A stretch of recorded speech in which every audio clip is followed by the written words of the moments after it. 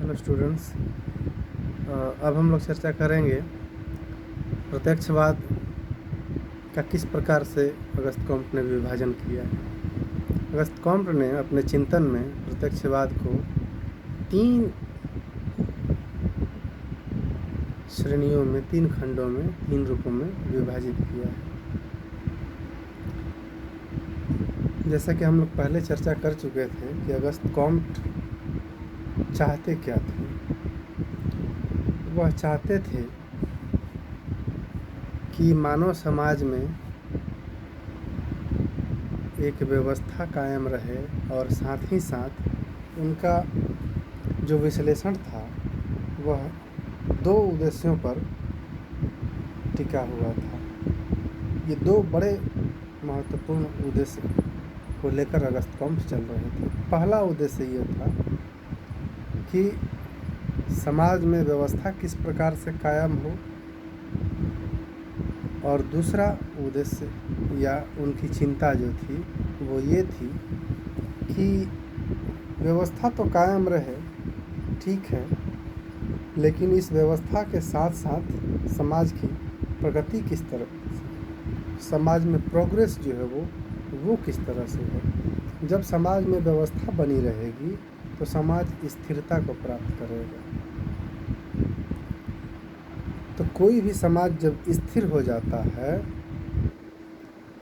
तो वह भविष्य में चलकर एक ना एक दिन उसकी मृत्यु तय है। इतिहास इस बात का गवाह रहा है कि जब भी कोई समाज या कोई भी विचारधारा स्थिर हो गई है, उसमें जब नयापन नहीं रहा है, रूढ़िवादिता की तरफ चला गया है जब वो, तो उसकी मृत्यु निश्चित है। इसलिए कॉम्ट की एक और बड़ी जो चिंता थी व्यवस्था के साथ साथ वो ये थी कि समाज में प्रगति होना भी अवश्यंभावी ज़रूरी है, अनिवार्य है। जब तक व्यवस्था और प्रगति साथ साथ नहीं चलेंगे तब तक समाज जीवित नहीं रहेगा, समाज का रूप उस प्रकार का नहीं रहेगा। इन्हीं उद्देश्यों को ध्यान में रखकर और इसके साथ साथ वो यह भी चाहते थे कि पूरा मेरा जो हमारा मानव समाज है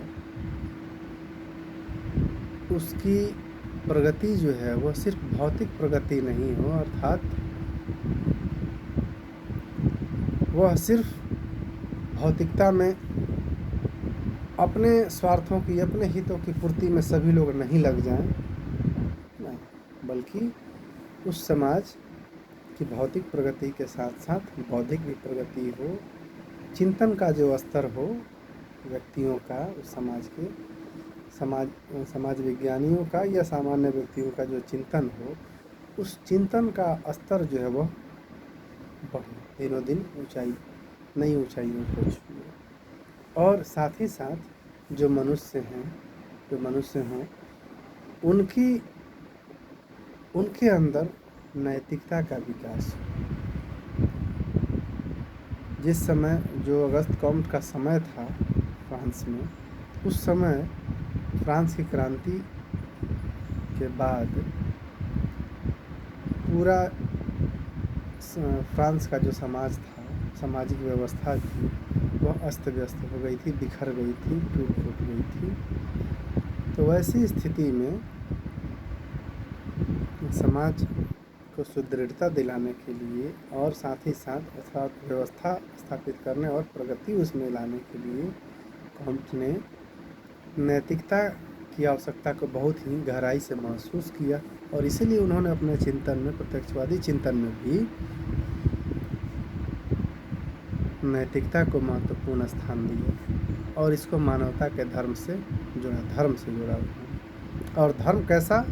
मानवता का धर्म, अर्थात यह धर्म, इस धर्म को भी उन्होंने आध्यात्म से नहीं जोड़ा बल्कि मनुष्य के चरित्र निर्माण एवं मानव सेवा, परोपकार, परार्थ आदि भावनाओं से जोड़ा, जिससे कि संपूर्ण मानव समाज या मानव कल्याण संभव हो सके। उन्होंने अपने प्रत्यक्षवाद को 3 भागों में बांटा। पहला भाग जो है वो पॉजिटिव फिलॉसफी है, अर्थात प्रत्यक्षवादी दर्शन होना चाहिए। दर्शन को किस प्रकार होना चाहिए, अर्थात दर्शन को हमारा प्रत्यक्षवादी होना चाहिए। अर्थात दर्शन ऐसा होना चाहिए जिसमें भाग्य का कोई स्थान नहीं रहे। दर्शन भी वैज्ञानिक होना चाहिए, साइंस पर बेस्ड होना चाहिए, जिसमें भाग्य का कोई स्थान नहीं होना चाहिए। मनुष्य अपने भाग्य का निर्माता स्वयं। कर्मों पर विश्वास रखना है, उसमें वैज्ञानिक विधि पर विश्वास रखना है, उसमें वैज्ञानिक तौर तरीकों पर विश्वास रखना है उसमें, और अपने आप पर अधिक से अधिक निर्भर रहने की कोशिश करनी है। दूसरे भाग में उन्होंने पॉजिटिव रिलीजन एंड एथिक्स को रखा। जैसा हम लोग पहले चर्चा की कि अपने चिंतन में कॉम्ट ने रिलीजन को भी प्रत्यक्षवाद से तथा विज्ञान से जोड़ा। उन्होंने आध्यात्म को इसमें कोई स्थान नहीं दिया। मानवता, उनके अनुसार प्रत्यक्षवाद का जो धर्म होगा, प्रत्यक्षवादी जो धर्म होगा, वह बिल्कुल तटस्थ होगा, बिल्कुल अलौकिक शक्तियों, पारलौकिक शक्तियों या ईश्वर की आराधना से नहीं जुड़ा होगा, बल्कि जो तथ्य है वो जो भौतिक युग है, भौतिक संसार जो है जिसमें मनुष्य है, मनुष्य की, मानव की सेवा से वह जुड़ा होगा, वही उसका मूल ध्येय होगा। मानव सेवा, परोपकार, परमार्थ, इस धर्म का यही मुख्य उद्देश्य होगा कि मानव की सेवा, और किस प्रकार से बिना किसी भेदभाव के तटस्थ रहकर उसके प्रति किसी प्रकार से बायस्ड होकर नहीं, किसी के प्रति किसी प्रकार का कोई बायसनेस नहीं हो। तो ये उनका पॉजिटिव रिलीजन था, जिसमें कि एथिक्स पे, अर्थात आचार शास्त्र पे या नैतिकता, जो मॉरलिटी पे उन्होंने बहुत ज़्यादा फोकस किया था कि मानवता का धर्म तभी संभव है जब व्यक्ति के अंदर नैतिकता सुदृढ़ रूप से निवास करे। कोई भी व्यक्ति मानवता के धर्म का पालन तभी कर पाएगा जब वह नैतिक रूप से दुरुस्त होगा, स्ट्रांग होगा, मजबूत होगा, तभी संभव है उसके लिए। इस प्रकार से दर्शन पॉजिटिव, फिलॉसफी भी पॉजिटिव होनी चाहिए। पॉजिटिविज़म की जो फिलॉसफी है वो साइंटिफिक होगी। पॉजिटिविज़म में जो रिलीजन होगा, धर्म जो होगा, वह भी साइंटिफिक होगा और ह्यूमैनिटी पर बेस्ड होगा। ह्यूमन सर्विस उसका मूल उद्देश्य होगा।